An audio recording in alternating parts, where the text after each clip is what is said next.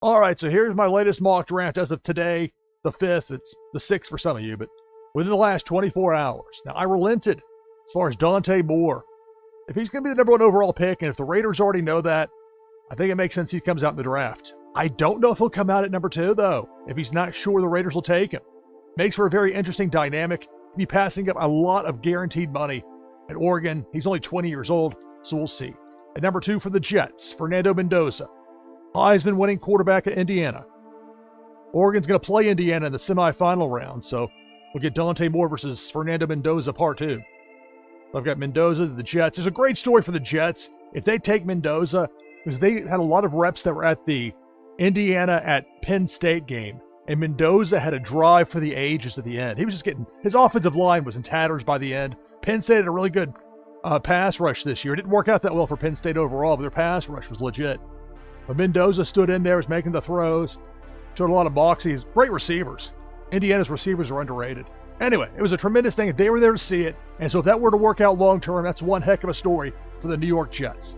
At 3, Arizona Cardinals. Now, it's interesting with the Cardinals. Like, well, they've got Kyler Murray at quarterback, but everything I've heard says Kyler Murray's going to be gone for next season. Where he's going to go, I don't know. He's got one of those newer contracts. Some of these mid-quarterbacks got these complicated contracts that makes it difficult to trade. So he may, from what I understand, he'd probably be cut as opposed to traded. Now, the Cardinals weren't one of those 2 quarterbacks above them. They could hope Murray would sign with the Jets or the Raiders, but a lot of if and hoping. Absent that, they're going to need a right tackle. They can move guys around. Spencer Vano, really good offensive tackle from Utah at 3. At 4, my hometown Tennessee Titans, Reuben Bain Jr. They could go Arvell Reese, edge rusher, freak linebacker that can blitz either way. And if the Giants really get Reese at number 5, bit of a bargain in some ways because Reese is a really special player. You can use him in a lot of different ways. Edge rusher, regular linebacker, drop back into coverage. Unique talent. Number 6, Cleveland Browns, Francis Malgoa. CC, offensive tackle. His Miami Hurricanes are playing in the semifinals against Ole Miss. Number 7, Washington Commanders, Jordan Tyson. Really impressive receiver out of Arizona State. Got him going to the Commanders at 7. At number 8, New Orleans Saints, Keldrick Falk. Really good edge rusher at Auburn. Got a lot more size than maybe some of the other edge prospects, but he can hold his own. Although the last 2 years, people have been thinking edge was going to go at number 8, and it didn't happen. Now, that doesn't mean it won't this year, but something to keep in mind. I noticed these sorts of trends. At number 9, Kansas City Chiefs. Maybe they go tight end, but probably not at number 9. So I think Jeremiah Love. He's the only running back at this point that looks like a viable candidate to be a first-round pick, and he could go at number 9. He's a really special talent. He's prolific, consistent, really, really good. We've got 7 players in for the first Twitchy Tides game of the broadcast. I'm going to switch scenes without messing things up too badly. There we go. 7 players in. You can join with !play in chat. We're going to get to ESPN NFL 2K5 here in just a little bit. Let me get to these teams and names here, and then we'll get to that. At number 10, Cincinnati Bengals, Caleb Downs. Really impressive safety out of Ohio State. There's not been a safety, a pure safety, taken in the top 10 of the NFL draft in 10 years. I go back to 2016. It's been a while. Downs is a special player. I've had him linked to the Bengals for a while. We'll see. We'll see if they need an edge rusher in Cincinnati by the time the offseason gets to that point. Number 11, Miami Dolphins, Carnell Tate. Really good receiver of the Ohio State Buckeyes. He's not going to be blazing speed at the combine. He's not going to have some sort of like 4.29 40. You give him 3 seconds, and he has just this uncanny ability to get open. And he's a great receiver on top of it. Great hands. Been a really solid player for Ohio State. Got him going to the Dolphins at 11. At number 12, Dallas Cowboys, David Bailey. One of my pet peeves as an announcer. It's one of the announcers on the quarterfinal game for Oregon against Texas Tech called Bailey a future top 10 pick. Like, oh, really?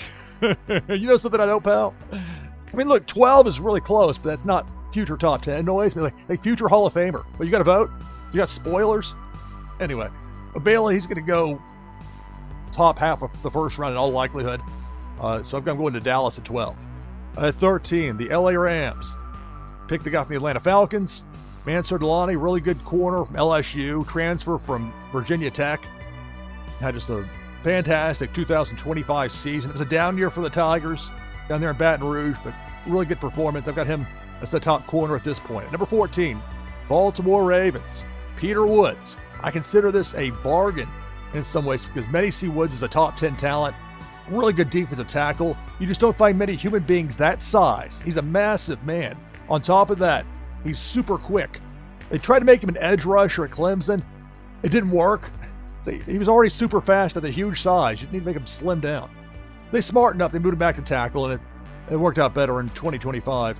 Woods going to the Ravens at 14. Wherever you put him, he'll do well for him. So I don't know if he's going to really fall this far. That's what I'm saying. We'll see. But if you look at team needs and where it works, it could very well happen. 15, Tampa Bay Bucks, Mateo Ugagale. I always mess up the last name. You need to write down a pronouncer. He deserves respect. Now, who knows with the Oregon players, if they're going to come back, if they're going to go pro. Most of the players that have looked like first-round picks have been first-round. They've gone out, they've declared, except for quarterbacks. Not a single one. The quarterbacks are fighting to stay in, like Chambliss from Ole Miss. Trying to get the extra year eligibility. Things have changed. They used to fight to get out. Now they fight to stay in. Now there's money inside. Number 16, New York Jets. Caleb Banks, really good defensive tackle at Florida. Banks is a player that did not have a lot of playing time this season. He had injuries he was dealing with. But there are very few people you'll know in your life that are the size of some of these guys. On top of that, they're super athletic. They're not just huge, but and so you get some really unique talents, and that's part of the fun of this, seeing these players with these unique skill sets, these gifts. They go in and try and crush the opponents. That's part of it. Number 17, Detroit Lions. Caden Proctor, talking about large human beings. Proctor, even by offensive tackle standards, is a very large man, and I think with the right system, he could be a standout for years and years. Some have him a lot higher than others, but I think he's going to test very well at the Combine. And if everything goes well between now and late April, this seems very viable. Lions at 17. They need some help on defense as well, but Proctor, really good. And if Banks is gone and some of these edge guys are gone, then okay, Proctor at 17. At 18, Minnesota Vikings. Colton Hood from Tennessee, corner. Got him going at 18. Some may think a different corner from Tennessee be going before Hood, but nope, that's where I've got him. At 19, Carolina Panthers. Sonny Styles, linebacker, Ohio State. I'm going to lose my voice so we can get the full show started here. Number 20, Dallas Cowboys. One of the picks that got as part of the Micah Parsons trade. C.J. Allen, really good linebacker, Georgia Bulldogs. 21, Pittsburgh Steelers. Jeremy Bernard had a great season 2025 for Alabama. He made a good decision to come back to college for the 2025 campaign. Vega going to the Chargers at 22. One of the best interior offensive linemen of the draft. 23, the Eagles. Kenyon Sadiq. Again, who knows with the Oregon players, but if there's going to be a first-round tight end, Sadiq seems the most likely. I've got him going to the Philadelphia Eagles at 23. Now, this part of the order is not confirmed yet because these are the playoff teams, and so this is subject to change based on NFL playoff outcomes. 24, Buffalo Bills. Denzel Boston. Very talented wide receiver. Washington Huskies. Not too far with it. 25, Chicago Bears. Speaking of Washington, Amari Washington, another Oregon player. Notice how this keeps happening. Oregon got some really good players, as you might expect with a team in the semifinal round. 26, San Francisco 49ers. LT Overton, edge/defensive lineman. You can put him basically anywhere on the defensive line. He's going to produce. Very solid player for Alabama. At 27, Houston Texans. Caleb Lomu to the Texans. Versatile. He's young, but he's still very likely to be a first-rounder. 28, the Cleveland Browns. Back on the clock, the pick they got as part of the deal they made with the Jaguars in last year's draft. Chris Brazell II, really good receiver from the Tennessee Vols. At 29, the Rams. Here I've got him going quarterback, Ty Simpson. Now, I don't know if Ty Simpson's going to be part of this or not. We'll see. But if he's in, that's where I've got him going. With the Rams at 29. Maybe not. We'll see. At 30, the Patriots, Zion Young. Very good edge rusher from Missouri. 31, Denver Broncos, Anthony Hill Jr. Another talented linebacker. I've got a lot of linebackers. I don't know if they'll all really go in the first round.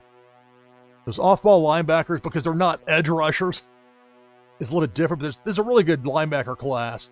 And so I've got Hill at the 31 spot to Denver. And then Seattle at 32. Avion Terrell, corner, out of Clemson. He's already declared, so we know for sure Terrell is in.